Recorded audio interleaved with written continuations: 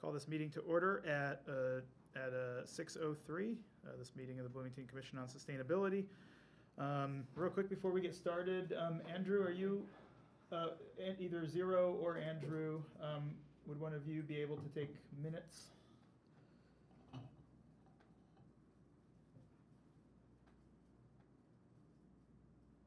Hi, could is Zero there? Zero's on the line. Oh. Yes, I'm taking minutes. Writing down. Okay, excellent. Thank you very much. Okay, so we'll do the roll call. Tara Dunderdale. Here. Justin Vassell, I'm here. Matt Austin. Here. Zero Rose. Still here, yeah. Here and online. John Eldon. Here. And Dave Rollo. Not present. And Quentin Gilly. No, not present. Hunter Hawley. Here. Jamie Scholl. Here. Evan Nix. Here. Perfect. Online. David Maynor. Here. And Andrew Gunther. Here. Perfect. Okay. We'll move on to the approval of the agenda. Are there anyone who wishes to add modify the agenda as it was sent around? Actually, maybe we could scroll down one page and there we go. Okay, so not hearing anything, do I have a motion to approve the agenda? Motion to approve the agenda. And a second. Okay, and we have a second. Any debate? Okay. All those in favor of approving the agenda as it is up there, say aye. Aye. Those opposed, nay. Any abstentions? Okay, the agenda is approved. We'll move on to the approval of the minutes from August 13th, 2024, which went out with the packet materials today. Are there any additions or modifications to the minutes? Okay, do I have a motion to approve the minutes? Motion to approve the minutes. Okay, in a second. I'll second. Perfect. And hopefully you can get, so that was Matt was the motion, and then Hunter was the second. Okay, any discussion? All those in favor of approving the minutes for August 13th, say aye. Aye. All opposed, nay. Any abstentions? Okay, the minutes are approved. Okay, we'll move on to public comment. So we've got up to 3 minutes per person and up to a total of 10 minutes. Is there anyone from the public who would like to address the commission? Nobody online, I don't think. Okay, hearing none, we will move on to reports from commissioners. So we'll start with the chair report.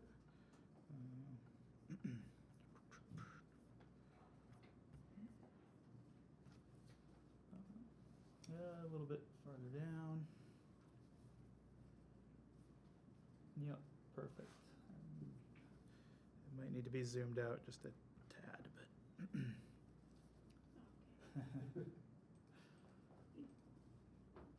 Okay, perfect. Well, we do have a new commissioner since our last business meeting, Quentin Gilly, who's filling the IU sustainability spot, and they're not here right now, so we'll wait until next meeting to do a proper introduction there. But welcome to Quentin. The next slide here is just the org chart. I'll just show this briefly each time so folks can stay up to date with kind of where we stand. We currently have 2 vacancies, both mayoral appointments. Otherwise, everything else is filled at the moment. Moving on to the next slide. I just put together a sort of tentative calendar going forward here. So the regular business meetings are pretty regular and mainly set in stone, I would say. And I've also put work sessions up here, kind of assuming that we do 1 work session in between each business meeting. Of course, if we decide to meet more or less frequently or something like this, then this may change. So just a tentative calendar, but just so that we're kind of keeping track of what's going on here. I figure late in December, we'll maybe skip the work session for that. People have a lot of stuff going on that time of year. And then looking farther ahead to March is when we're meant to have our officer elections. So we'll start, make an announcement about how that's going to work and get people to start thinking about it, maybe in January or something like that. Great. On to general updates. So we held our first work session on September 3rd. So thanks to everyone who participated in that. We had a pretty good turnout. This is the first one from this commission that I'm aware of since early 2022. There have been a couple working group meetings since then, but this was the first kind of, commission-wide work session that we had. It was pretty fluid. There wasn't an agenda or even really a list of topics to discuss. It was a bit of an experiment to kind of see where discussions would take us. We spent some time talking about putting together a sustainability assessment report, which Tara will speak to a little bit later this meeting. Something that we're supposed to do as a commission. It's one of our duties. It's been a little while since we've done one. So we had some discussions about that, and then it was kind of a general moving around from topic to topic, potential projects that we could look into, or just even areas, focus areas that we could really kind of home in on. And I know Zero took some notes during that session that will get passed around to everybody so that you can have a kind of a written copy of what happened. We didn't do formal minutes or anything like that. But definitely looking forward to future work sessions. I think, at least from my perspective, I felt like it was pretty productive, and hopefully the others that were there felt the same way. But if not, we can always change it. So definitely, open to feedback. And yeah, John. Are those going to be topical? Of like, here's the thing we're working on this week, or Yeah, is I it think kind they- of open-ended? I think they could be. The way I kind of pictured it was, for a given work session, we might have a couple topics that we really want to kind of dive deep into. This first one was pretty loose, just to kind of see where it was going to take us. And sometimes it is, nice to kind of not have a direction. But I think for most of them, we'll probably pick a couple things that we want to kind of focus in on and go deep. So how exactly we pick those topics kind of remains to be seen. Maybe we just decide at a meeting like this that it's something we want to focus on the next work session, or just in general at an upcoming one. And It would be an opportunity to act on public comment when they come in with proposals or anything that we could work on. That's another one that could be added to. Yep, absolutely.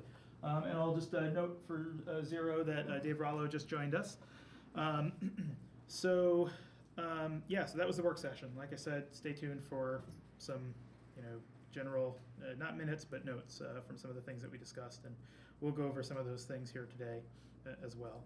The next point I want to update everybody on is the BCOS document repository, the Google Drive that we've been using. So Andrew and I have been chatting with Jane and Sean over at ESD to sort of coordinate, what the plan moving forward is going to be.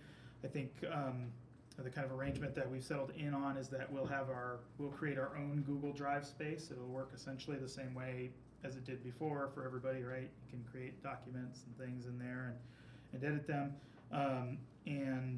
Then what we'll do is we'll provide the city with, read access to that Google Drive so that, the IT department or whoever needs to, be in charge of compliance when it comes to document retention, they can have access to those files, take regular snapshots, whatever they need to do. And then on our end, we just have to be careful when we're editing documents that if there's multiple people working in a document at the same time, we could run into trouble there when it comes to open door law sort of things. So we probably aren't going to have many situations where we're going to want a bunch of people in one document at the same time working, unless we are at a work session or a meeting where we've given public notice about this. So just something to keep aware of. Keep an eye out for those little circles that show up at the top of documents that shows who's in there. It's not quite set up yet, but by the end of the week, I think we'll have something set up, and I'll send everybody an invite and let you all know. It's Jane, staff, Jane Cooper-Smith, Yep, staff. sure. Just a quick thanks to you and Andrew for spending time with Sean and me to try to talk through some of these issues. We know that it was a little bit of a bump earlier this year, and so it feels good to be moving through it, and I think getting you guys where you need to be. So Yeah, thank you for the time. Absolutely, yeah, and we appreciate the guidance as well, so appreciate you taking the time for that. On a similar note, the social media procedures, so we also had a discussion about this, kind of what the city's side looks like when they are posting on social media, the kind of quality, control that they like to see on their end. And so I think moving forward, here at BCOS, I think we should establish some set of guidelines of our own, what sorts of things we want to post about, not necessarily by topic, but we want to post about educational materials, right? It's one of the things we're supposed to do is educate the public. When the commission takes some sort of action, we probably want to spread the word about that, or just events, things that are going on around town that we want to help spread the word on. So maybe we kind of come up with a list of the different types of posts that we might do, and then come up with a plan for, how often are we going to kind of, build up that queue of posts that we can then, hand off in small batches, to Sean and to Jane to post for us. Yeah, we should put something like that together. I know Zero was, interested in taking the lead on social media stuff, so maybe that's something that he can help, put some thought into and bring some suggestions back to the commission. It's something that we can also talk about and brainstorm at the next work session if people are interested. There is the city budget proposal process is going on right now. I don't have a lot of details to share about that. I'm somewhat trying to follow along with what's going on, and I don't know if you had anything to share on that during your report today, Sean. But just so everybody's aware, the city's currently going through the process of setting the budget for the next year, and so just something to be aware of, as a city commission. Next topic is working group grants. So we're going to talk through quite a few of those today. I think we've got 3 of them kind of on the docket. I know Sean has sent around the the document that kind of explains the process for proposing those working group grants and kind of how they get distributed. So we're hoping to do what we can with the rest of the year that we have. If folks have ideas, for things we could apply this grant money to, definitely open to hearing them, especially projects that are sort of, straightforward, uncomplicated. Maybe it doesn't require a whole lot of, working with lots of other organizations where you have to get, letters of commitment and you got to get licenses and permits for things. We'll at least, speed things up for the rest of this year.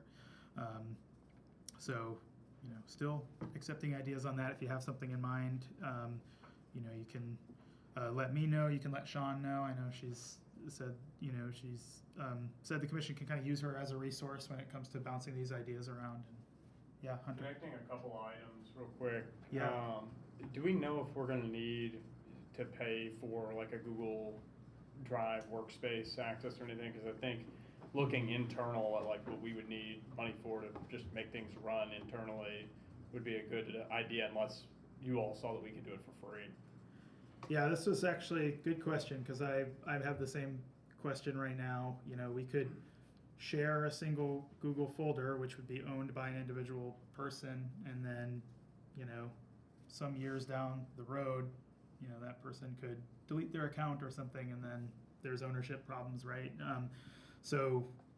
Ideally having something like a Google Workspace where there's like one, BCOS admin sort of user who like owns all those files, and then all of us have access to that, and can put files in there and things. Would probably be a better way to do it logistically. But Google Workspace does, cost money, right? So I actually, did mean to ask you at some point, Sean, if something like that would qualify for a working group grant, some sort of like administrative fund for things like a Google Workspace, and if we had any other kind of incidental expense, if we wanted to like set up a booth at a farmer's market, for Like example, if we and needed print a a couple database, materials. access to a database or something as we're putting a report together. Yeah. Yeah. Yeah, I'd have to think about that and look into it and see if that's appropriate for ESD to pay for. Mhm. And working with ITS to see if that's doable. I'm not Mhm. sure. Yeah. I think for basic function of the commission, we definitely can address whatever cover administrative needs. And then in terms of your question, Hunter, about that gets tricky because it goes from like a grant funding budget line to an operations budget line. That's how it would work in ESD. So to Sean's point, we would have to look into that for sustainability. But I think we can, for our conversation, we can figure out a way to get to yes for that. I'm sure. Okay, yeah, perfect. We want you to have the tools you need. Yep. Yeah, I didn't think that that was the appropriate way to get the funding necessarily, but I don't wanna bypass if we do need money internally for just basic operations. Right. Yeah. Right. Mm-hmm. Yep, it'd be good to know what our In options are. regards to in regards to Google Drive specifically, is there anything that would prohibit us from just creating a Google account that is a BCOS account as its own entity, so that we don't have an issue with, like, in the future, one person being the owner? So it doesn't necessarily be a workspace, it could just be a dummy account that we create for this. Is that okay?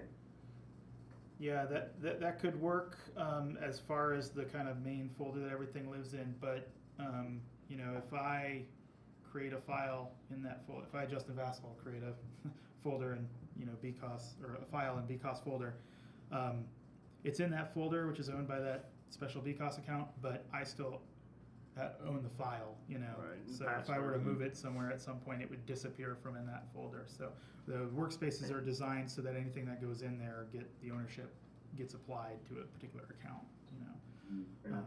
Yeah. But no, it's a good question.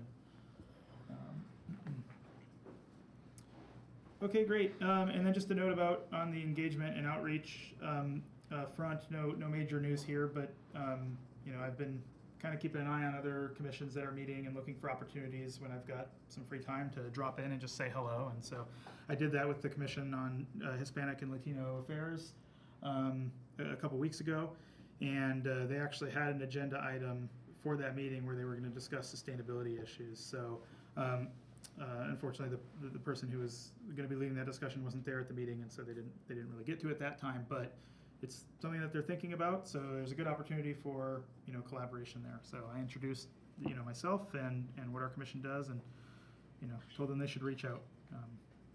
And yeah, so great. Any questions on these updates before we move on?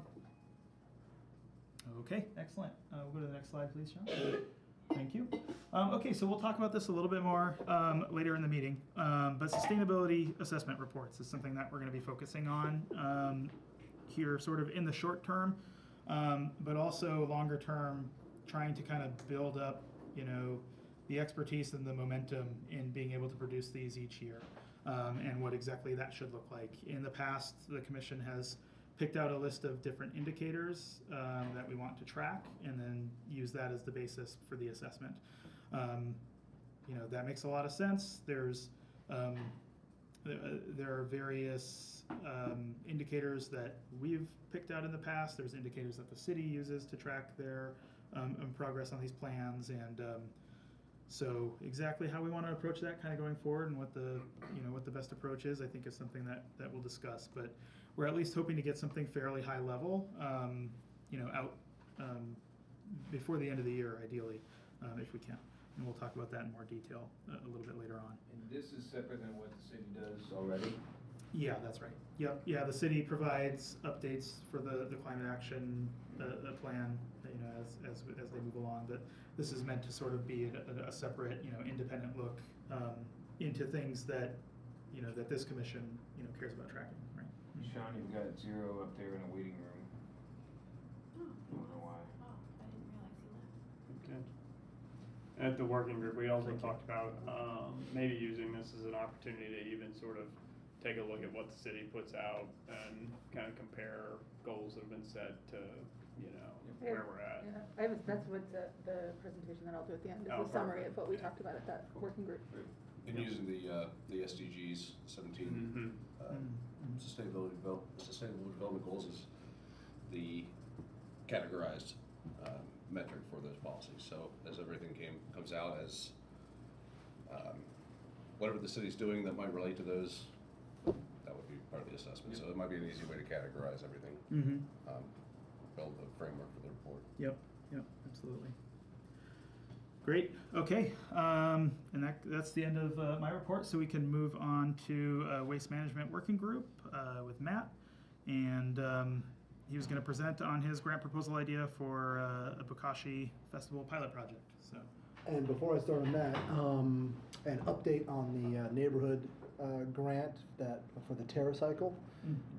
We had the HT come out, and they are going to do an article on that. We're hoping to highlight the Because neighborhood grants in the article to potentially, maybe get more neighborhoods applying for that. So they're coming out on Friday, I think, to take photos, and so hopefully that'll give some notoriety to Because and to the neighborhood grants to maybe get some more applications in on that. But as for the pilot, the festival pilot program, hopefully next month I'll be proposing that for a vote. But the simple side of it, the Lotus Music Festival came to, got requested from Purdue Extension to see if there was anybody dealing with food waste since Earthkeeper shut down. And Purdue Extension went to Tom McGlasson because they are situated in the same building. Tom is the executive director of the Waste Reduction District of Monroe County, so they operate all the recycling facilities like on South Walnut and out in the county and whatnot. And so Tom didn't know of anybody that was dealing with food waste except for my sister's nonprofit Garden Quest. And so with that part, we've also been working on a program called Compost Captains, where we're enrolling residents in neighborhoods to start doing bokashi composting, and where they have 3 of their neighbors give them their food waste.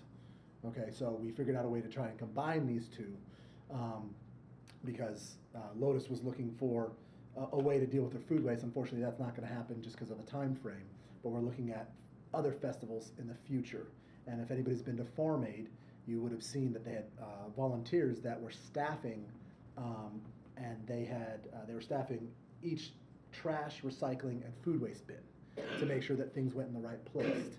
Now, Earth Mama in Indianapolis was taking care of that, and the city has actually talked to Earth Mama trying to find out if they could open up down here or transport food waste, and that just hasn't worked. So we wanted to try and take a similar model where there are volunteers at the festival that are manning these recycling, landfill, and food waste stations. And the idea would be we would train the volunteers on how to do bokashi. It's very simple. Everything, all food waste can go in there, including bones, meat, oils, dairy, and then you just spread a little bit of this wheat bran that has a bacteria in it that pickles the food waste. And the idea was we're currently in conversation with the community orchard to be able to bury the food waste there, and as long as we keep it under 300 square feet, then the Indiana Department of Environmental Management has no need to get involved. That's the threshold for where it goes from residential composting to commercial composting. And we're also talking with the community gardens. The overall idea would be for every festival or for various festivals. Once again, we were focused on Lotus because that was the festival that was asking about food waste collection, and they were that was the one that was happening the soonest that we could actually potentially get this to work out with. Ideally, the idea would be that Lotus happens in October. The community gardens are shutting down at that time, right, because it's getting cold. After collecting that food waste, 2 weeks later, it's ready to be buried either in a compost pile, in a pit that's 12 to 18 inches deep. You then lasagna layer it with soil, okay? Mm-hmm. Or you can bury it directly into garden beds. And so today at the urban farm, I took 4 bokashi buckets and buried one in the in an area where we grow beets, one in our blueberry bed, and one in a pit in our chicken run. And so what would be great about that is we would take the food waste from Lotus, and then we would bury it directly into the garden beds, and that would then, those garden beds come spring would be full of nutrients, would be very fertile, and they would grow really, really great plants. And so we don't know if that would be a free thing, those would be logistics we figured out later, but it would be a way to keep all of that food waste and then grow food from that in community gardening beds. So it seems like, from my point of view, seems like a no-brainer, but there's still some things that we have to work through.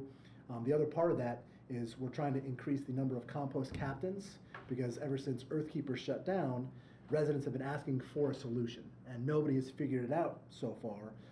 And so we thought that this would be a fantastic opportunity to market the idea of compost captains. You're already training people. People are now scraping at the festival their food waste into these buckets, right? And so they're going to start asking questions about that. And so we figured we'd be able to, maybe get 10 to 20 more compost captains, which would end up being anywhere from 30 to 60 more residents involved in that program. And we're hoping that that would just continue to, by word of mouth, increase and increase and increase, because the residents have been asking the city of Bloomington what are the options, and there currently are none. So that's the basic idea. We're asking for $5,000. We're also asking for $5,000, not just from the BCAUS, but also from the Waste Reduction District of Monroe County.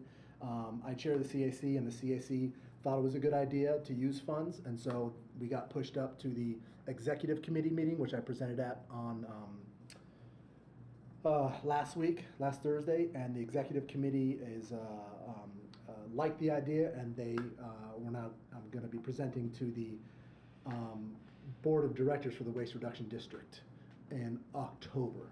So my hope is that we'll get everything ironed out that needs to be ironed out with the BCAUS grant, and it would be, and that's kind of what Justin was talking to, with the challenges of a larger project and all the boxes that need to be checked. So it wouldn't just be BCAUS, it would be BCAUS and the Waste Reduction District. And if you look at BCAUS's mission statement, it talks about looking for funding from other sources. It talks about working with other commissions, governmental, non-governmental, nonprofits, and this would also fulfill that portion of the mission. And it would also fulfill the educational aspect, educating the community about an option to fulfill a definite need that residents are currently looking for. And so the Waste Reduction District would essentially be buying all the buckets, paying for them to be constructed. You have to water test them because you get a liquid fertilizer out of it, and the liquid fertilizer is a sweet and sour smelling, pukey smelling fertilizer. It's amazing, but you don't want it to leak. And it takes anywhere from a half an hour to 2 hours to get these buckets water tested. It can be very frustrating. Some of them happen immediately, and some of them take hours and hours of filling the water in and then dumping it back out because you see a tiny little drip.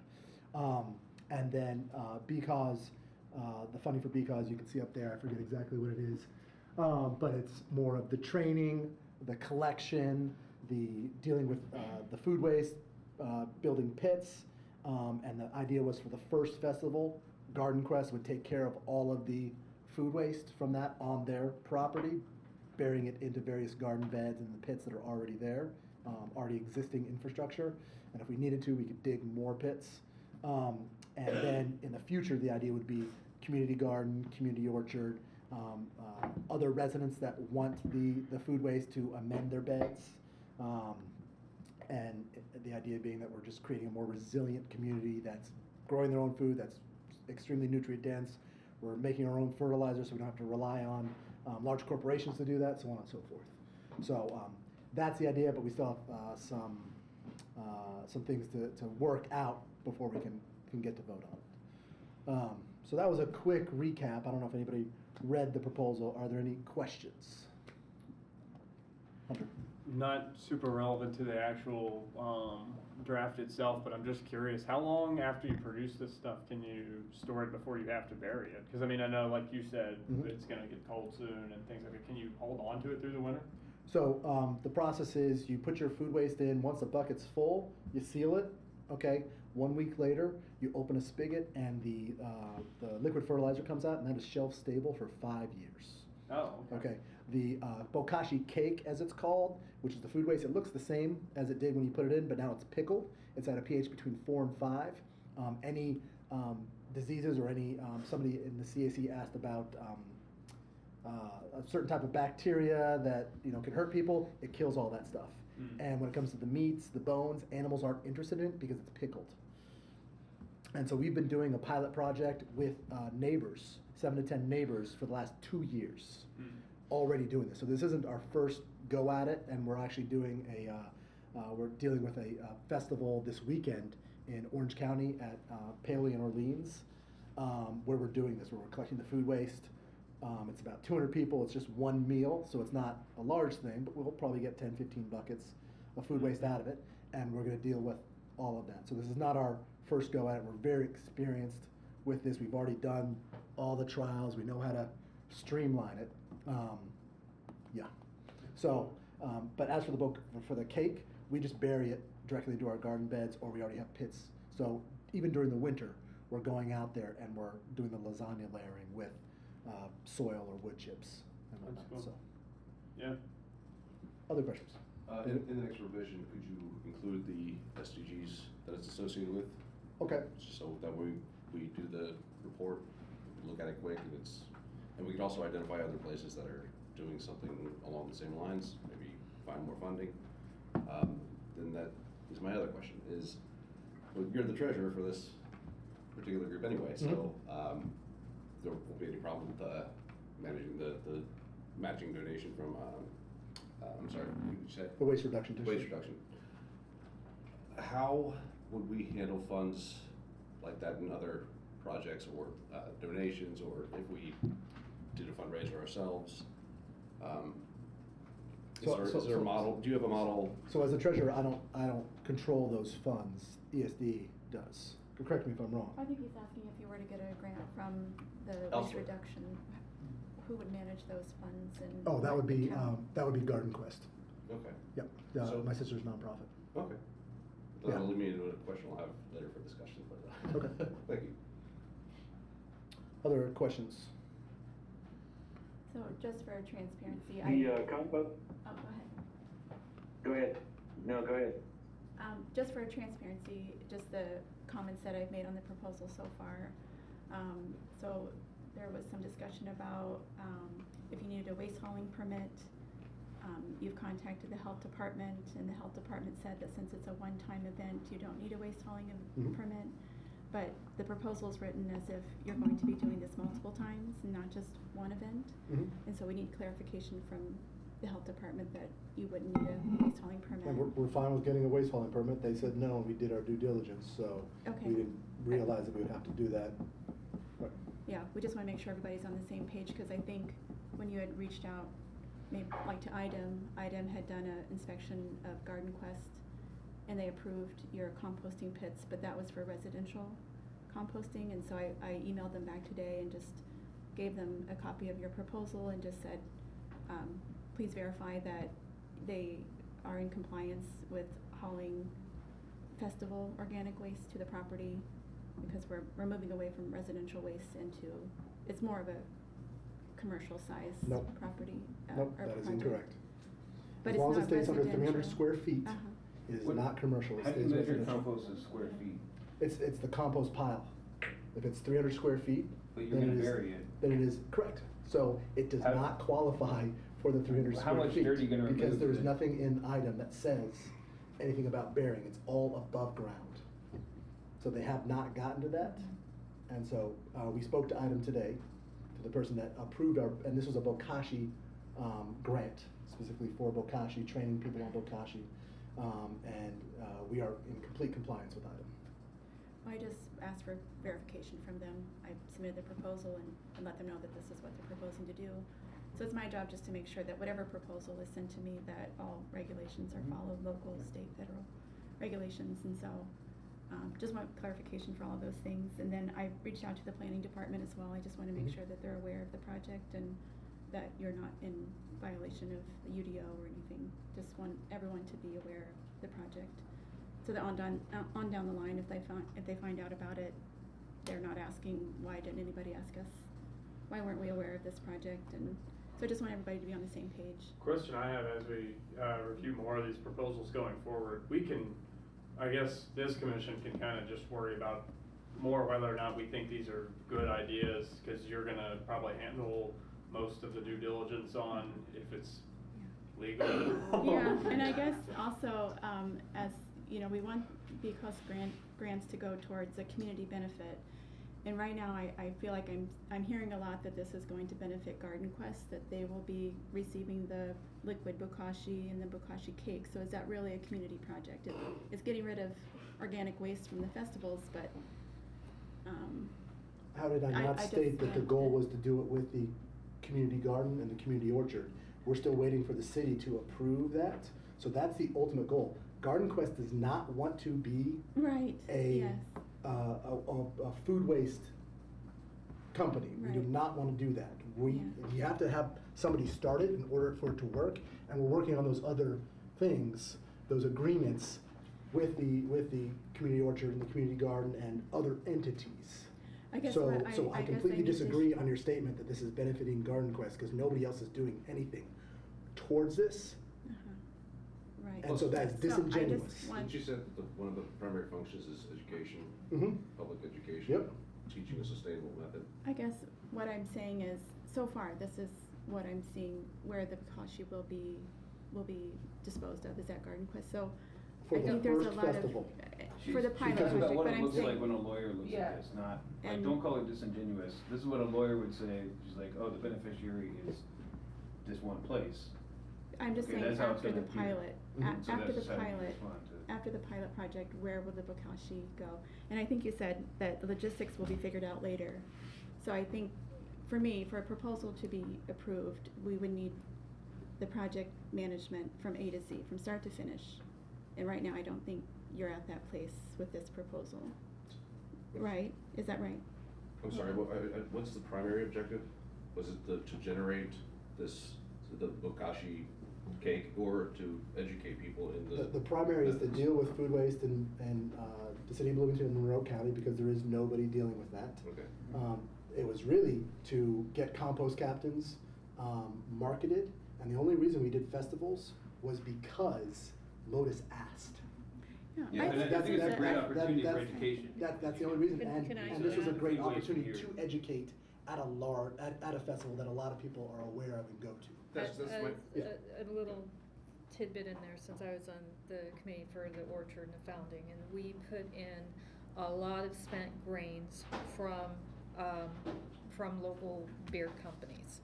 And so we did all of that. It was spread all over there. We had to improve the soil, and that is the way we did it. They have been doing the turning of the compost and at scale from the very beginning, before we even had the orchard installed.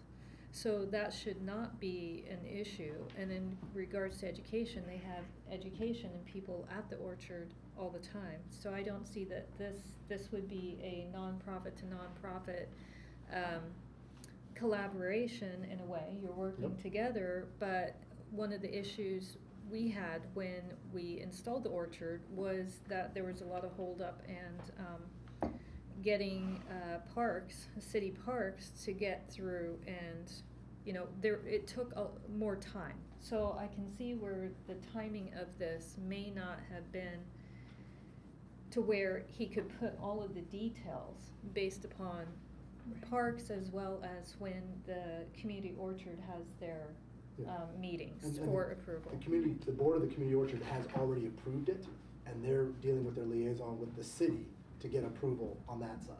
Mhm. Can I just wanna understand the procedure for this, like, so this is a grant that BCOS is gonna vote on whether or not we wanna submit it, is that, I just want, like, and then,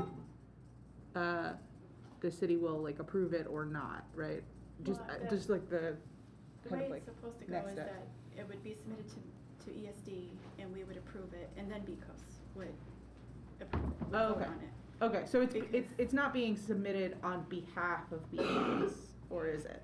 That's it? Not yet. Not Okay, necessarily. okay, got So- it. I just Both wanna parties have to understand approve the, it, yeah. So But this, the procedure. this is why it's really important to use the SDGs, because if we can identify what areas they are, then they'll be out of approach, because we've already formally adopted them.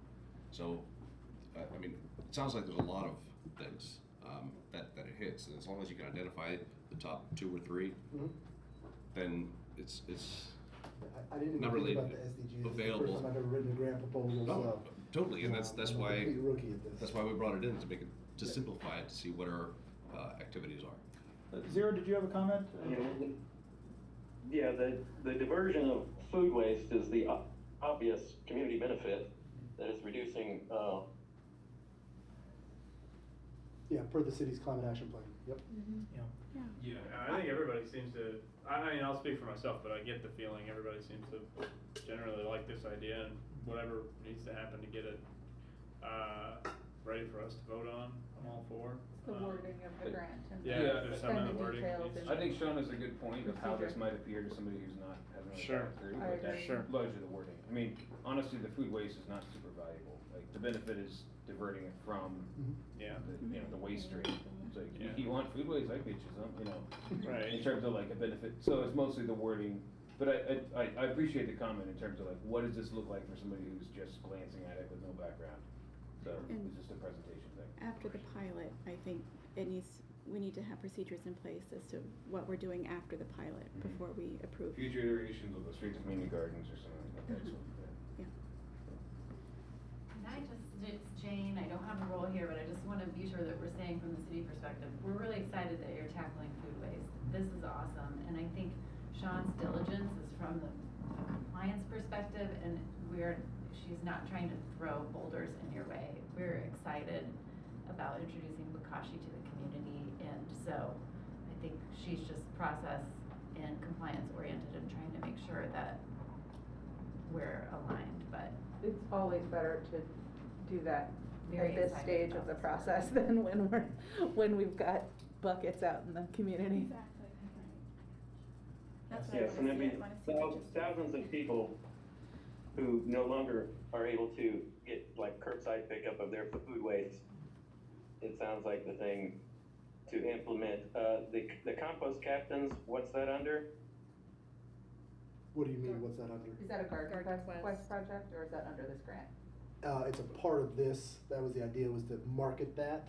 Garden Quest has already been doing But it's an compost existing cap- program. Yeah, it's an existing So, program. okay, so it's the And- expansion. And it's of been a that. working group, or waste reduction working group idea that we've been, well, there's nobody else in the working group besides me now, that previously we were working on, I've been working on now, and this just seemed like a happy marriage to get the marketing, the education out there at the same time to a much larger group. I just wanted to say about letters of commitment, so if you're writing in your proposal that this organization is going to provide this amount of funding or this in-kind support, you'd want a letter of commitment from them stating that they are on board and that they will provide that funding or in-kind support. And what about a contingent letter of commitment, where it's contingent upon, they'll provide the money, contingent that this group provides that, and contingent that, you know, are those, okay? I've never seen one of those before, but, Okay. and I'm willing to talk to Tom McGrath about it. And I've seen in my work, like grant, like the letter of commitment being like, if this project is approved, we've committed to be a part of it. Like, Uh-huh. and that they're just committing to like, Okay. be a part of a completed project, which is essentially contingent on the Right. funding, yeah. And as for Tom, Which is what- I do plan, he does want to come to next month's meeting Okay, to great. speak about it after I've already presented to the board of directors. Wonderful.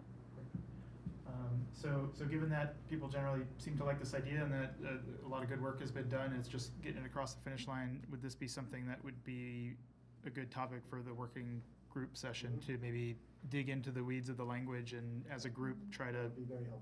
polish it up a bit? Okay, awesome. I'm in over my head. Yeah, we'll plan to do that then. And I'd like to get, to join you on that working group and see about working on a bicycle component, possibly picking stuff up by bicycle in the neighborhoods. I guess that's kind of in the concept that it becomes an ongoing program and proposing it to the city to be a program to pick up where Earth Keepers was shut down by the zoning restrictions. Okay?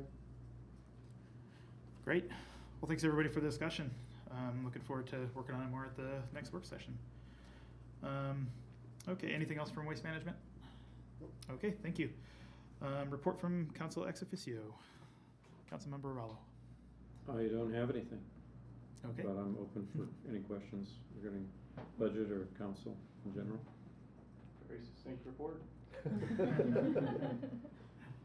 Steady as she goes, I guess it's, we're still working through the budget. Hasn't been. I was about to it- say, my question's you hanging in there. Hasn't been approved yet, but,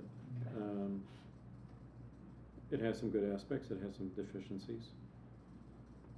I've more or less indicated that I'll support it at this point, but I'm always interested in what this group wants in terms of, you know, sustainability. So Dave, the fund that BCOS has, I think someone had said that comes out of the general fund, goes back into the general fund if unused. Is that gonna be an ongoing thing? Is that in the budget somewhere, or is that some discretionary department? Is that Zero's comment? This is Yes. Jane. Okay, hi Zero. So that's just, standard procedure for, all of our funds. So the way around that is if a grant can be contracted by 12/31, by the last day of the year, the funds don't have to be spent, but the grant contract has to be in place. So if you can allocate your funding by the end of the year, then you've effectively preserved it. So the projects don't have to be executed, and the funds don't even have to be in the hands of the ultimate grant recipient. And the same amount was requested for 2025. Okay. And those funds, are they coming out of, are they a discretionary general fund that ESD has, or is it a line item in a budget that gets approved by council? Line item in the budget approved by council. Oh, Well, it's it's not, from- it doesn't specifically say BCOS. But it's that amount, it's under It- the sustainability grants, right? It's under. Oh, okay. Uh-huh. I see. Yeah. And that's general General. fund. Yeah. Okay. The other thing, Dave, I might share is that in our meeting with Andrew and Justin, I shared the council's memo about priorities because I think those outlined Mhm. some broader sustainability priorities, Mhm. and I don't think those have been shared with the group, but just seems like some good connectivity. Oh, and it's in your hands now? It is. So you could distribute it to the group? Absolutely. Okay, good. Yeah. Great, good. Well, I would like to say that I think a lot of what has occupied well, it's a primary aim of this budget is to make up for salaries that haven't been kept up with cost of living increases. And so there was a consultant study that was done, and so we're implementing raises for city employees to try to bring them up to be competitive and so forth. So that's, I think, kind of a major aspect of this budget. So I'm very interested in, you know, a report. I mean, I think Sean you did great work, but it'd be great to have another set of eyes, or many eyes, to look and say, you know, where are we not keeping pace? Or maybe we should direct more funding toward, if, you know, in the next budget, I'm gonna talk about towards that. sustainability. And you have In my something in mind, so, presentation. perfect segue, so, anyway. Perfect. Well, thank you for that report. Okay, our next topic is another grant proposal discussion. This is Canopy Bloomington from Andrew Gunther. I'll pass it over to you, Andrew. Thank you. Hello, everyone. You didn't have a material for it. Before I get into it, I just want to tell you all, Canopy is currently working on a grant proposal with their board of directors and their executive director. I am here sort of as a soft launch to gather feedback and things BCOS would like to see and the city would like to see, so they can incorporate that into the grant proposal that they will provide to us later on. For those of you who don't know, Canopy is a social impact organization in Bloomington that focuses on increasing the urban tree canopy in Bloomington in line with both social equity and environmental sustainability.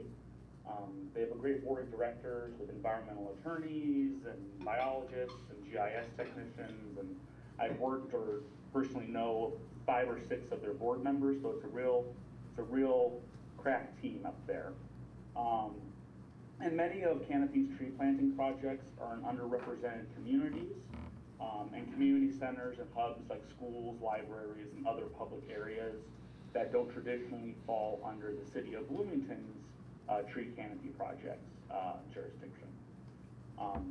So while I say Canopy is still discussing the exact nature of the project they want to propose, I did meet with their executive director, Ava Hartman, and we did discuss a few options that they would be comfortable with going forward.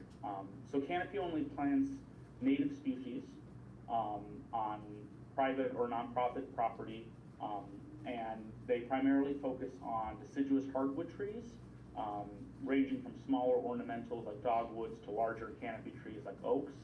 They avoid evergreens and they avoid softwood trees due to their lack of durability, especially with the changing climate in Bloomington. They use the 2019 Bloomington Urban Canopy Cover Assessment Report and data from the American Community Survey to identify areas that they think are most in need of urban canopy. And they use factors like the urban heat island effect, proximity to existing urban tree canopy, floodplains, slope, soil permeability, erosion potential, as well as population density, race, and income distribution. And they only focus on the areas that rank the highest in these areas, in these factors. Past planning sites by canopy have included the Bloomington High School South, Fairview Elementary, Broadview neighborhood, Matlock Heights neighborhood, Arden Place neighborhood, neighborhoods with Habitat for Humanity, as well as worship centers such as Beth Shalom and St. Thomas Lutheran Church. And I believe they are in talks with some Monroe County Library branch sites as well for tree plantings. Some of the options for projects they've discussed include a tree replacement program. So 94% of the trees that Canopy plants survive and actually go on to become thriving established trees. The ones that do fail for a variety of reasons, but Canopy actually keeps really good data on tree management practices. So they identify the trees that died because, of blight or an issue that was out of control of the people managing the trees. The trees planted typically are between 1 and 2 caliper, but the height is usually around 6 or 7 foot. And they source trees from either local tree nurseries or from a large tree supplier in Indianapolis that grows native trees in Indiana. So a tree replacement program budget would range between $2,500 and $4,000, depending on the scope and scale that we want to contribute. Canopy works on grants and donations. So they have all these different plantings already in mind and in the works. The idea is that we would be funding either a program like the tree replacement program, or we would be expanding an existing planting or adding new plantings onto their list for the upcoming year. Another option would be to do a community tree planting in an area like a school in Bloomington or a Habitat for Humanity neighborhood. I offered, for example, the neighborhood by the Beeline that needs tree plantings. Another option they mentioned was helping the Hoosier Hills Food Bank plant fruit trees in their garden area that they use to source food for the food bank. They mentioned that they've been talks with Hoosier Hills about planting, and they wondered if this could be used to plant more fruit trees there as kind of a community local food and social equity initiative. So the minimum budget preferred for Canopy for any project they said would be around $2,500, and then anything above that would just go to increase the scale of the project. Once the funding is secured, they would order trees through their suppliers, ideally by the end of December or in early January, and that would hopefully give them enough lead time to actually get the trees and plant them in the spring of 2025. If they miss that window, they can still order the trees, but the planting would not occur until fall of 2025. So either way, they would still get a planting in 2025 with these funds. It just depends on how soon they can actually order the trees and how soon the funding is approved. I also discussed with Ava and whether or not this would be part of the same packaged in with this grant or as a separate grant. I also would like Becoast to get about $500 to get smaller trees from a state nursery and distribute them for free at a farmer's market or another community event, because they work with a lot of neighborhood associations and nonprofit organizations. But as Ava and I discussed, there are a lot of property owners in Bloomington that are private that don't necessarily have enough area for a large tree planting that Canopy would do, or they just don't want to participate in a large tree planting. They just want 1 or 2 species or 1 or 2 trees. And this, we did this on the Environmental Commission when I was chair. We distributed trees to the community that we got from a state nursery. And it was actually a really great program. We passed out educational materials, got a lot of community engagement between the commission and the community. And just, we got to distribute 500 trees, which is always a great thing to do. So the purpose would be just to increase tree canopy and native tree populations within the city limits. And it falls in line with Becoast's goals of both social equity and environmental sustainability practices. So I really am just looking for any feedback you all have on that I can give to Canopy. So as they build their grant proposal, they can consider those comments and feedback to try and make everyone happy to make this as expedient as possible. Yeah, Jamie? I have a few questions about the trees. For local trees, seeing that the climate change, and you'd mentioned no evergreens. Now there are some evergreens, I'm thinking of natives. Is it native to this area? Would we native to the south, native to west? Because there are some evergreen trees that can tolerate even extreme temperatures, whether, you know, maybe even a pinyon pine, which would produce pine nuts. So those are some that were added to the community orchard. I was the plant selection committee chair. The other is in regards to fruit trees, any specific types of fruit trees, any kind of coordination or education or continuity in care for the types, whichever type of fruit trees. So those could be, you know, is it maximizing for production, whether it be like a spindle orchard for maybe smaller area, you know, so there's all kinds of care that would need to be given to fruit trees. Some would need more than others, but someone knowledgeable to handle the pruning, because I've seen how things have been at the community orchard, and then that continuity would be important, and to pass along that knowledge or have the funds each year, or however, whatever type of orchard gets installed, of hiring someone to come and prune them properly. So if it's an espalier, there's very limited number of people in town that actually know how to prune those. Spindle orchard would be very tall, but you can intensively grow fruit. So if it's for fruit production, and then I actually have like mini ones so that people can grow in their back, you know, even in very, very small spaces. And I do fruit tree guilds using permaculture plants, so looking at the companion plantings for those. So I guess there's a few questions and thoughts that run through my head whenever I hear this idea.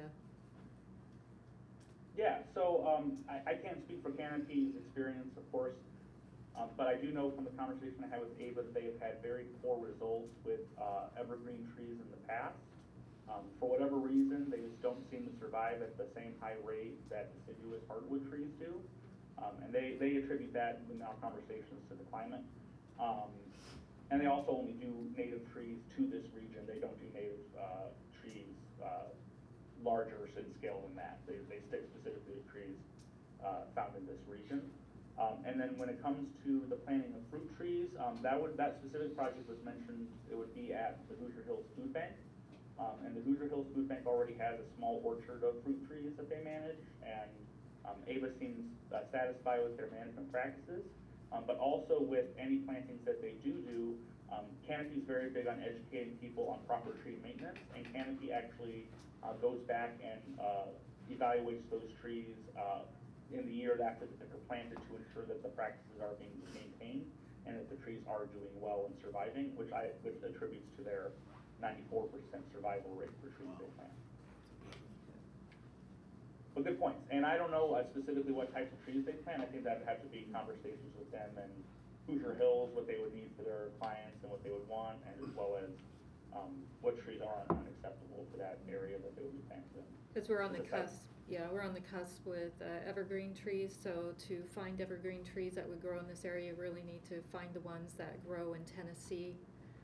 And then bring them in, or to the West Coast if we're going to be getting temperature swings. So those that grow in California or around Oregon, I don't, you know, I could toss around climate zones, you know, growing zones, but it's not going to, I needed to do this for a client once, so she was on an edge of a growing zone. So the state sold her trees in Maryland that did not grow in her growing zone, but grew in the town next door, which was in a different growing zone. So it can be, you know, as we fluctuate and have those changes, you know, there are evergreens that do grow in different locations. Yeah, and I And so- that can be something that, Ava wants to come to a future meeting to discuss, and we can, I don't know the specific reasoning for that policy, but I think it's mostly just because they've had bad luck with it. But, you know, those are things to discuss, and their board is very well stocked with, they have a professor in urban, tree canopy at, O'Neill. They have some environmental commission members, they have urban foresters, they have, state foresters, so they have a pretty built-out team over there, so, I'm sure they can answer any questions you have on the reasonings behind their decisions in that manner, but. Didn't you say that they, like, their minimum donation would be 2,500? Did I The get reason it they're right? at? They're like, what they're looking for is like 2,500 and up? Did I get that right? And that's largely because the trees that they plant are between 1 and 2 caliper in size, which are pretty expensive, compared to the smaller trees. That you might typically see at, free tree events, for example. Those typically are just bare root trees that are very small, but those also have a very low survival rate in comparison to larger caliper trees. So, the 2,500, would be enough for them to get enough of those large caliper trees, to make a planting worthwhile in terms of actually increasing and having an impact on urban tree canopy, because they don't wanna just plant a couple trees in one location. They like to go out and plant, you know, a dozen or so, depending on the size of the site. And so I don't know if I've missed anything. It's been a bit choppy. I don't know if I'm coming in as choppy as I'm hearing. But is this in any relation, or are you aware of the Environmental Resilience Institute has just put out a thing about $3,700 for the city for tree canopy projects? Are you aware of, or is Canopy looking into that? Canopy was started by the person who runs, ERI, for what it's worth, so there's good coordination between them. I don't know what the question specifically was. Was it that there's a grant that the city is offering, or that a grant that ERI has, or what's the, I'm sorry, I misunderstood. ERI recently put out a call for cities to apply for $3,700 tree grant. I don't know if they're coordinating, but I do know Canopy has no involvement with the urban tree canopy on city-owned properties. They're only permitted to do plantings on non-city properties, and that's solely where they operate, is in nonprofits and non-local government property. So that's why they focus on houses of worship, community centers, and larger private areas, for example. So, I have a grant, I love this idea, more trees the better in Bloomington. I have a grant agreement, waiting for legal approval with Canopy Bloomington to plant trees in the Crestmont and Walnut Woods neighborhoods. And that's within the right of way and on private property, so.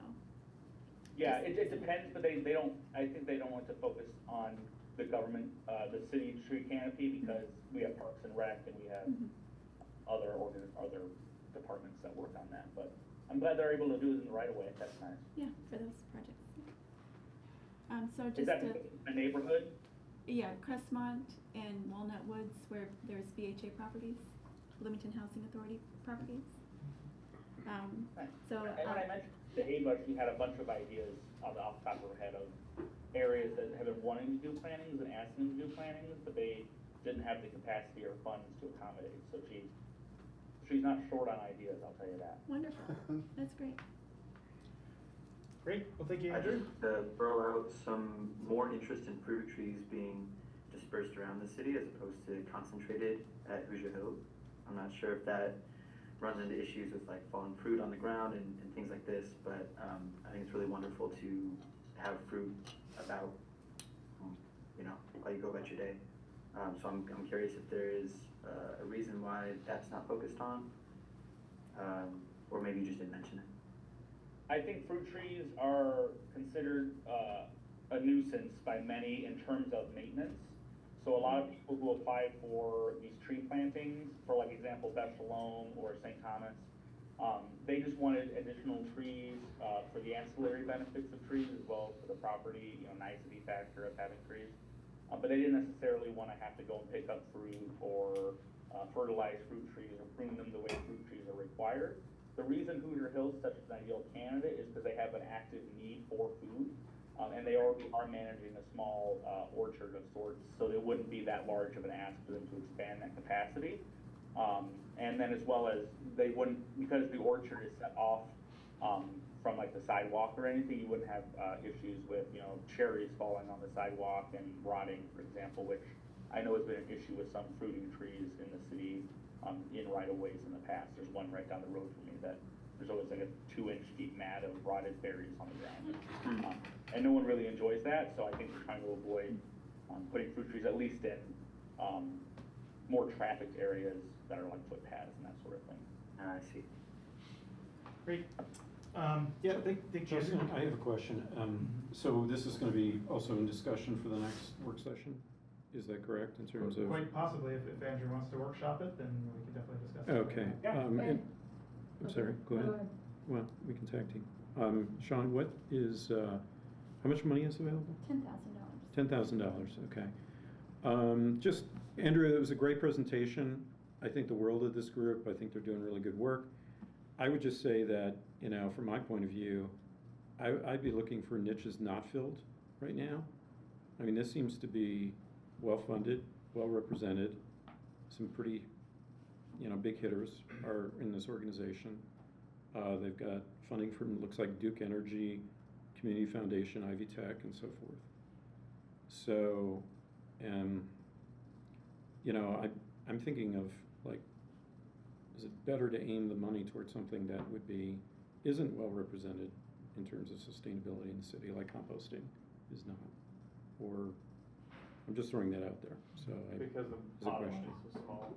What's that? Because the pot of money is relatively Yeah, it's relatively small, so Yeah. you want to get as much traction as possible, maybe do something that would be novel, you know. Take certain- something from 0 to 1 instead of from 2 to 2.05. That said, there is, I think, a very real likelihood of not spending the $10,000 by December. Yeah. We've talked about having a $1,000 cap on these projects. Is it possible to be like, ooh, we got $7,000 left, here you go, and just sign a check to somebody like Canopy? I mean, is that something we'd be allowed to do?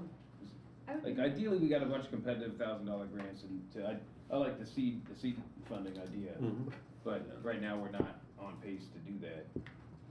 Honestly, I'd feel more comfortable providing funding for a nonprofit who's already established. They have people who can manage the projects instead of starting a new project with new members with a lot of money that we don't know how. Oh, no, I'm just saying, like, Yeah. ideally, it's $1,000, we get 10 cool seed projects, get things off the ground.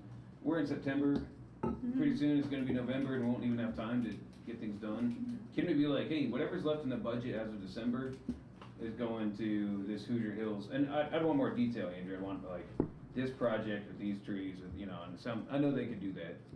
I think it's fair not to have it now, but I think, like, is that something we can do, just to spend the money that we have? I think that's a great idea. And just be If like- he has a list of sites, if that's what you wanna do, I don't wanna direct what you guys decide on. But in terms, so the $1,000 limit, is that a hard and fast limit, or is that like can we be like, $5,000 is left in the pool? I think it's guidance for Okay. like, what Sean was saying about, 'Cause if you're an organization that hasn't demonstrated that you can, like, manage the funds Yeah, appropriately, yeah. but Can I offer an alternate perspective? Instead of, what's the city's capacity for if using money allocated for BCOS as capital investment for BCOS initiatives to generate money for the treasury? If, for example, you're creating this kashi cake that's shelf storable for years, why? The cake's not shelf stable, it's the liquid fertilizer, the cake goes. Well, whatever's something that we could actually produce and sell at like one of the street fairs, or Earth Day events, something that generates money for BCOS itself, so that we don't have to go through the grant process every single time. So we don't have to Oliver Twist our way into a new project every single time. We create something that gives us a discretionary fund that allows us to fill these gaps of being able to afford Google Drive space or. There's just a lot of issues with selling something as Yeah. because. Yeah. Well, It's even, legal even, matter. even if, I'm, just, We would even probably if have to it's give not a away, product thing, so, don't, yeah. just using the money that we have allocated from the city as capital investment to create more money that we can use Gotcha. for more projects. If $10,000 is enough to create a significant amount of money, we'd all be doing that personally right now, you know what I mean? Well, I mean, for, Like- we don't like- have expenses as BCOS. I know, I'm just saying, like, I don't. Right now. If But it we were will. that easy to make a significant amount of money with $10,000 starting, I'd be surprised. I think Chipotle started with like $6,000. Yeah, well, they didn't start So with this is city my point. So, council. well, before you tear it down, Like, think about it legally for a making second. money as a commission, It's not, it's asking the city for money for the treasury. it's a whole different way of managing money. So it's a huge Yeah, ask. but that's why we have a treasurer. I just say, I don't, I don't. legally, I don't know how we Yeah. would work through So- all of so that, but we don't I have- don't know that we have. There's the- no possibility of the- holding fundraising events. There's no possibility of having things that generate project money that's not allocated from the city. I mean, the city doesn't want us to be self-sustaining. I think we probably have to look into it further, you know, It's whatever's allocated That's a during the huge budget. change. Right, but that's city money. So if BCOS as an entity generates its own money or gets money from donors. the Yeah, but city that's doesn't- different than investing. The city or doesn't capital regulate investment. that, right? That's a, What? Well, a fundraiser is the same as. No, as- fundraising is not a capital investment. No, but using the money for a stand or Yeah. materials or anything that actually Like, you're generates. asking for a huge change of what a city commission, I'll let Sean. answer. No, I'm asking for capital investment in BCOS. I would say that, I mean, we're just now getting started using funding, and I think that would be taking us into a different direction. So I think for now, we would just wanna focus on. So if we generate money that we have. elsewhere, where does that go? Out, external from the, I think that City. even the generating money elsewhere is its own legal question, is the point, is that it's like We can't Well, even then outside of what's the the scope. function of the treasurer? There Let's has spend the been- free there has money that we been- have. I know, but just say for example, a Rotary Club wanted to donate. Where does that money go?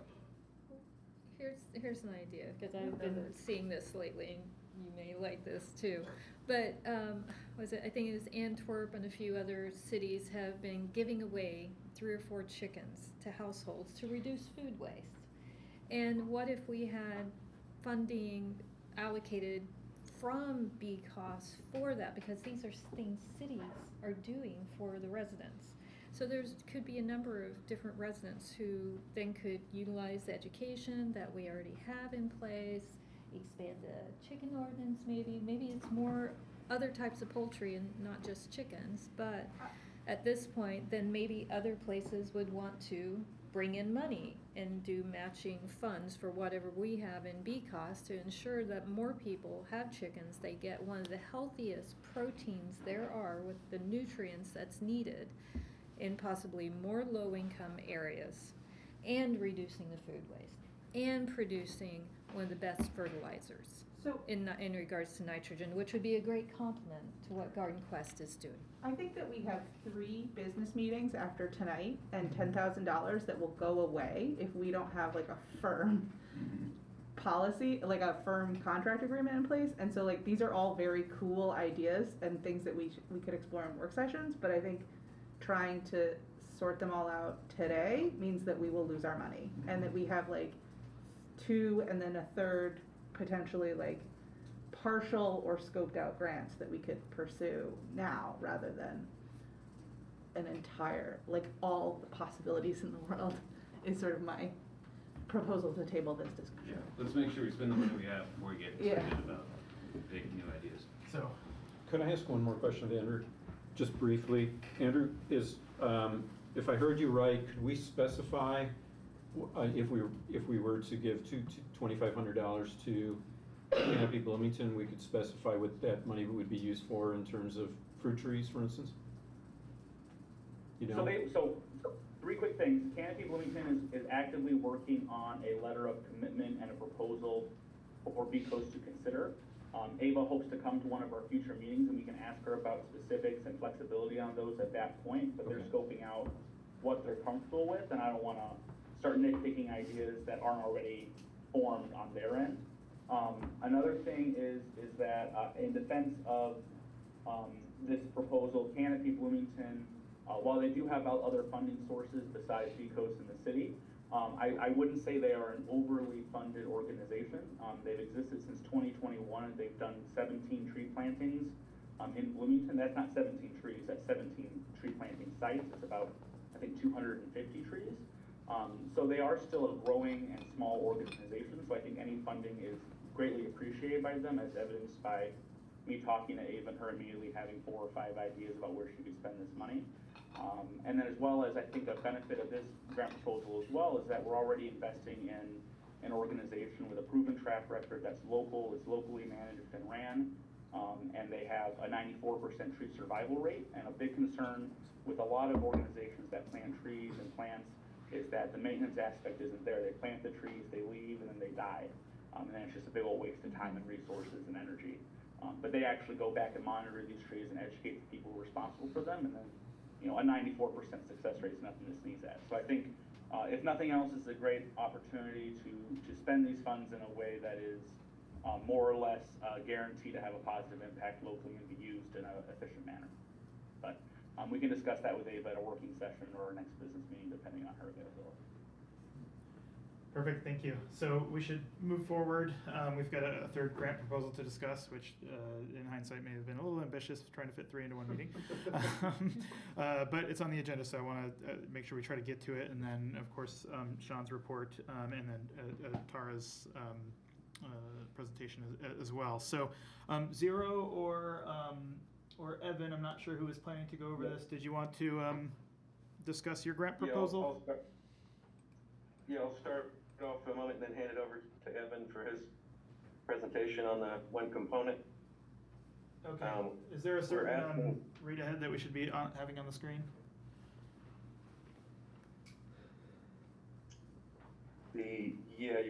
I can't quite see, properly what you've got there, but it's probably the budget for, Evan's project. The general document, the project overview, would be good to have up for a moment. So we're asking $3,000, but it's broken down into 3 $1,000 components, where, if not the entirety, one component or another could be what's funded. It's the Green Startups Working Group, and so it gets right into the issue that was just being discussed about how BCOS and or new small nonprofits can get anywhere. It's very difficult in this town. It's a very too big to fail. The existing established organizations, kind of like Dave was getting into, the ones that are already very well backed have the resources, but the really innovative projects, there's a lot of, the grants are only reimbursement, they're for small amounts for other city projects, and basically the usual suspects will get the same grants, like for Jack Hopkins every year. So as a new nonprofit organization, Blue Bee, we're looking to establish a few different, just little seed ways to start off a few things. The one project is just some equipment to build sleeping pods for homeless people, and media equipment to continue the work that I've done for 15 years, which is unpaid, which has never been funded by anything, multiple grants filed. And so I started Eco Report on WFHB by recruiting my colleagues at the Eco Center to start an environmental news program, and recently won an award from the Society of Professional Journalists for Best Radio Documentary Special. So I'm doing the work for the community. I've done it because these are the principles that I'm about. It could be painted as a benefit to an organization, although that becomes very selective. The Waste Management Project is creating a compost situation, and that's a benefit because now there's a product. So would that be considered, some kind of a personal benefit for that nonprofit? But if something entrepreneurial can be started off, like a kitchen share operation from these gardens, this micro farm we want to start, then that allows an organization to become self-sufficient and not chasing after these grants. So that's the basics of it. And the first part that we have together, I'm gonna go ahead and turn it over to Evan to talk about. So go ahead there, Evan. Alright.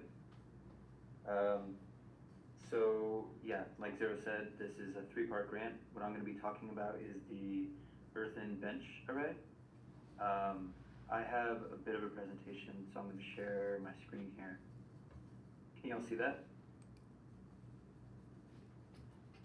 Yep. Yep. Yep, okay, cool.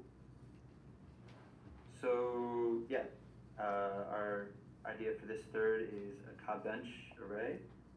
For those of you who don't know what a cob bench is or what it could look like, here's a couple examples. You have a stone base at the bottom, and then cob, which is an earthen plaster, which is a mix of clay, sand, and straw, and then some type of roof, usually to cover it and protect it from the elements and provide shade for those sitting. Just a few other examples. You can get really artistic with it. The cool thing about cob is you can just build lots of things into it. You can see there's some alcoves and info kiosks. This one's shaped like a dominator. Right. So why benches as something to fund? I feel like what it is bringing is a community benefit in the form of a third place. Combats the loneliness epidemic. You know, how many people know their neighbors, and does anyone have a reliable place that they know that they can go to meet their neighbors, to talk to them, to share ideas or events coming up? But then also in the process of coming together as a neighborhood to build this through volunteer efforts, we have access to our creative instincts through the artistic expression that can be put into the bench, or even just the simple act of building a thing. Yeah, I don't know the last time that or if I've ever built something with my community, with my hands. So accessing that has, I think, reciprocal, like, cultural benefit. Also connection to the land. The limestone would be coming from Bloomington, the clay would be coming from Bloomington, straw could be coming from local farms. Add vibrancy to the neighborhood in the artistic representation, and also then the surrounding add-on gardens and stuff, which we'll talk about in the next meeting. It exemplifies reuse and building with nature. We'll be working with Habitat for Humanity Restore to source most of the construction materials for the roof, and the cob material will be coming, like I said, from the surrounding areas, from ground. And then the thing that I'm most excited about is that building something like this inspires similar projects to have a domino effect going forward. So I'm out in Portland now working with this organization called City Repair, which has started doing projects like this in the late 90s, and yearly they have a convergence where people from all over will come and learn about natural building, learn about community development, and build these projects. And then they also provide support throughout the year for event and project builds to create these benches, street paintings. You know, you can extrapolate from there.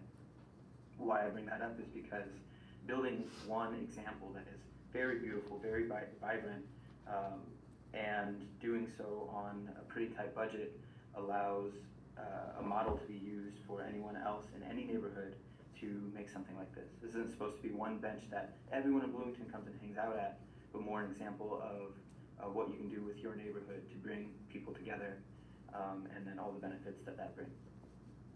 So our particular design, which has so much room for input from those who will be actually using this on a day-to-day, but I called Habitat for Humanity Restore, and we priced out the construction materials for 2 roofs, which will each be 6 by 8. One of them will have a bike rack underneath, and then the other one will have 2 benches facing each other so that there's a space to connect. It'll be covered with a green roof. There'll be rain barrels to catch the rain collected on the roofs, dog water bowls using that rainwater, vertical herb gardens surrounded by native pollinator gardens, so you'll be having, you know, bees and butterflies in the area. You can add a free library, a free pantry, an info kiosk, a place for people to post, you know, neighborhood block party, or even I've seen people posting like their favorite poems. Just a place to interact with each other, both synchronously and asynchronously. So yeah, if I stop sharing, and we look back at the budget, we can get into the nitty-gritty details of the roof if we want to. The project that I have outlined here all comes in at $1,094, and I am happy to provide the 94 cents as an in-kind donation. But also something cool is that the Restore offers half-off Fridays. So if we have a bit of time to source these materials, we could get all the materials for the roofs for $224 instead, which would allow for more resources to be poured into the gardens and perhaps some fruit tree plantings or berry bushes, you name it. So yeah, that's a quick rundown. I know we're on a tight schedule, so I try to get through that fast. So I'll open up for questions now. Have you done this before? You said that you're doing this kind of program out in Portland now? Yeah, so I have participated in cop bench building in different parts. The upside is it's really cheap. The downside is it does take some time. So you need to allow time for drying and then plastering and stuff like this. So I've asynchronously built a bench through 3 different projects, but I haven't been in the area long enough to take one all the way through. Have you seen any kind of, or heard of any issues with maybe mosquitoes or maybe some unseen effects of having them in place? Nothing about mosquitoes. There's issues with rain making them degrade, which is why the roofs are always included.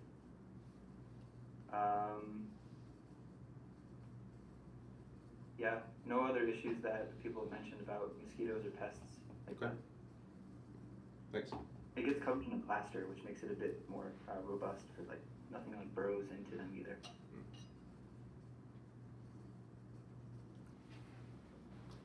Just kind of a question for We maybe the are. city or commission. We are at time. Oh. Yeah, so I was gonna say, we're at time now. I think if we, wanna be respectful of everybody's time, if we did wanna continue, we'd probably vote to do that. I don't know, consensus vote may be the best way, but if, no one's interested in that, then nobody has to move to do it. I will make a motion for a hard stop at 8 o'clock so we can get through. I'm not able to stay until 8 o'clock. 7:45. I would like to. do I'd that. give 5 more minutes. Okay.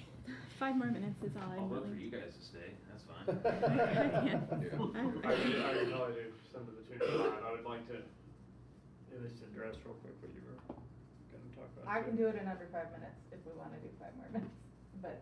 Okay. Yeah. I'll second. Okay, so 5 minutes. Okay, perfect. So there's a motion on the table to extend the meeting by 5 minutes. Any debate? All those in favor say aye. Aye. All opposed, nay. No. Oh, no. So I you're- haven't you're an aye? said anything. You had an opportunity. Any abstentions? Okay, the motion passes. We'll have an additional 5 minutes, and so I think we'll move ahead to Tara's report, and if commissioners have additional questions about this, we'll circle back to it definitely at another time. So thank you very much, Evan and Zero, for that, and I'll just pass it over to you if you're ready. Okay, thank you. So this is a proposal, this came out of conversation from our working session last week, and I'm proposing a little bit of a departure from how the sustainability assessments have been written in the past. So if we go to the next one, so a lot of, like Justin said, a lot of the metrics that have been used in past assessments are now on the climate action dashboard. And so we'd be talking about really duplicative work and stuff that the city is already doing. I think a lot of them are even in some cases identical. And so I'm proposing an alternative approach, a couple of examples here, but what I'm proposing is essentially taking the city's climate action goals or the sustainability assessment goals, either one, and doing a policy assessment of the city's progress towards those goals, either in things that have already been accomplished or things that are planned, or the way the city operates. So if we go to the proposed approach, if we go down one more slide. So basically what I'm proposing is that we start from the climate action goal, sustainability goal, whatever the sort of baseline we decide on. We conduct a budget analysis, so we look at the city's current and past budget and also change how some of those line items have changed over time. We look at the city code, and then we look at whatever other relevant policy actions or things that the city has done or hinted at doing that might be related, and sort of come to like a BCOS assessment of the city's progress towards that goal, and then, if applicable, our policy recommendations for next steps for the city. Can we go to the next slide? So my proposed timeline is that we establish either a working group or an ad hoc committee right now, and that we see if there are volunteers to work on this to try to get one done before the end of the calendar year. Before the next meeting, whoever is willing to work on this with me, determine sort of the goals. If we would probably need to prioritize, pick 2 or 3 of those climate action goals, because policy assessments take time. Conduct that analysis, draft the report to prepare for the full commission and get feedback on the full commission, try to get something done before the end of the year that we could present to council in January. That is all. Thank you, Dara. The Climate Action Resilience Committee is also doing something similar to that, looking at what the climate action plan is and how that fits in with current city code. So it might be good to review some of their meetings.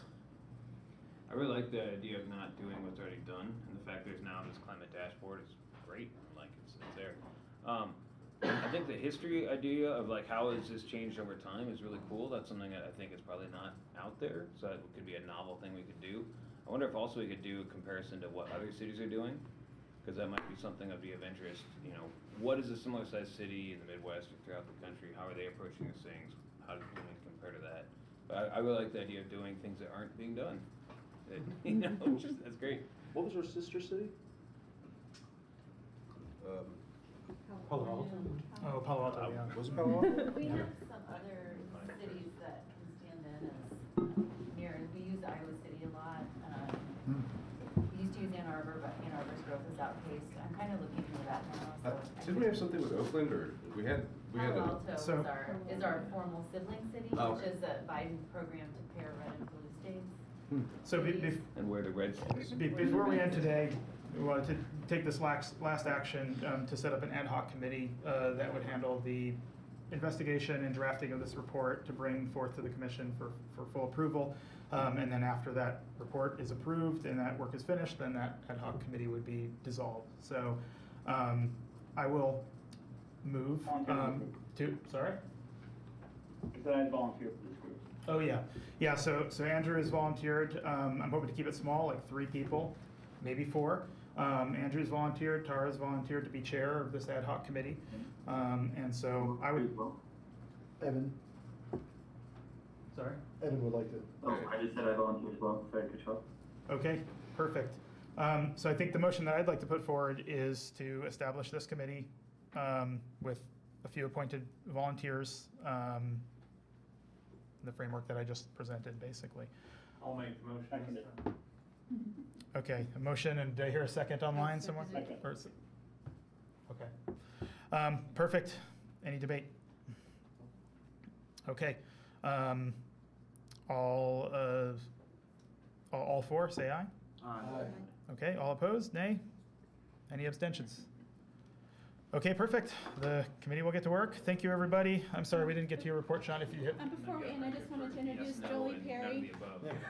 Excuse me, before we end, I just wanted to introduce Jolie Perry. She's our new Sustainability Program Coordinator. She's taking the place of Michaela Lynch. So we're really thankful to have Jolie with us and excited to have her here. Welcome. Yep, thanks so much. Perfect. Thank you, everybody. We are adjourned at 7:37.